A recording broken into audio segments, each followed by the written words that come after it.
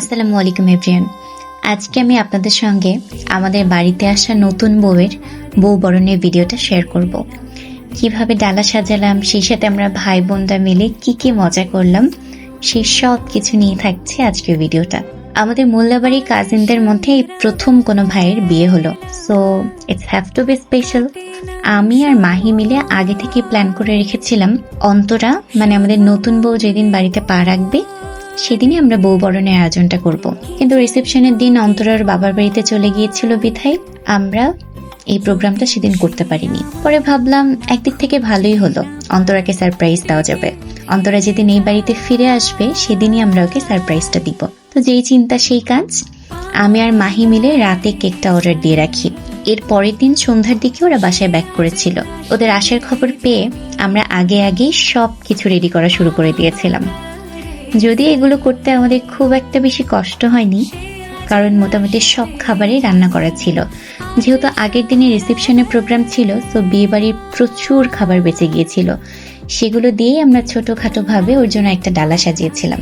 আমাদের এসব কাণ্ড দেখে আম্মুরা বলা বলি করছিল, এখন যে তোরা কত কিছু করিস, অথচ আমাদের সময় এগুলো কোনো কিছুই হতো না। শুধু বিয়ের দিন জামাইকে ডালা সাজিয়ে দেওয়া হতো, ব্যাস এতটুকুই। তখন আমরা বললাম, সব সময় তো জামাইকেই সাজিয়ে গুছিয়ে খাবার খাওয়ানো হয়, তাই আমরা চিন্তা করেছি এইবার থেকে এই বাড়িতে নতুন নিয়ম চালু হবে।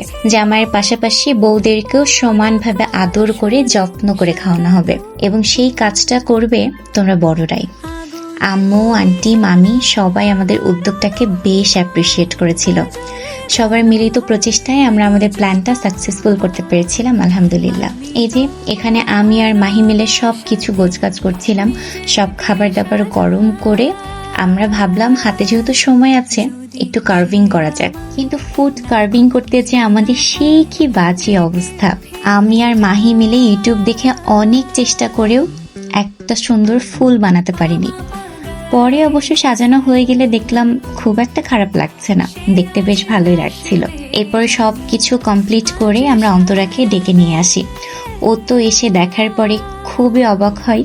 মেয়েটা বিশেষ করে কেকটা দেখে খুবই খুশি হয়েছিল, এবং আমরা সাকসেসফুল যে ওকে সারপ্রাইজটা দিতে পেরেছি। এরপর একে একে সবাই মিলে ওকে খাওয়ানোর পর্ব শুরু করে। প্রথমে ওর শ্বশুর মানে আমার বড় মামা, তারপর ওর শাশুড়ি, এরপর একে একে ওর ফুপি শাশুড়িরা খাওয়াচ্ছিল।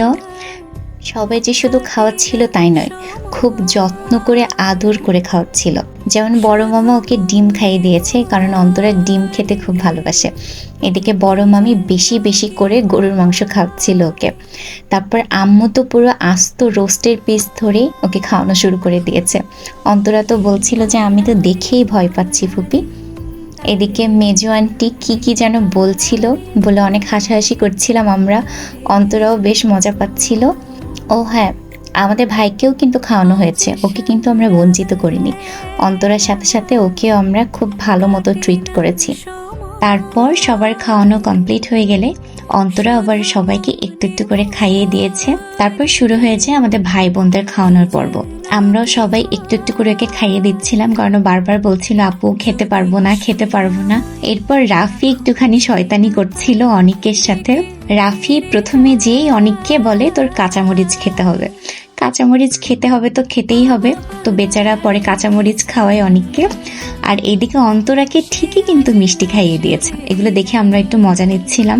এরপর সবকিছু শেষ হয়ে গেলে আমরা কেক কাটার পর্ব শুরু করে দিই, এবং ফাইনালি সবাই মিলে একসাথে বসে খাওয়া দাওয়ার পর্ব শুরু হয়। আলহামদুলিল্লাহ আজকের দিনটা খুব সুন্দরভাবেই শেষ হলো। সবাই ওদের জন্য দোয়া করবেন যেন একসঙ্গে সুখে শান্তিতে মিলেমিশে থাকতে পারে। আর আজকে ভিডিওটা কেমন লাগলো অবশ্যই কমেন্ট করে জানাতে ভুলবেন না। আজকের মতো এখানেই বিদায় নিচ্ছি। আল্লাহ হাফিজ।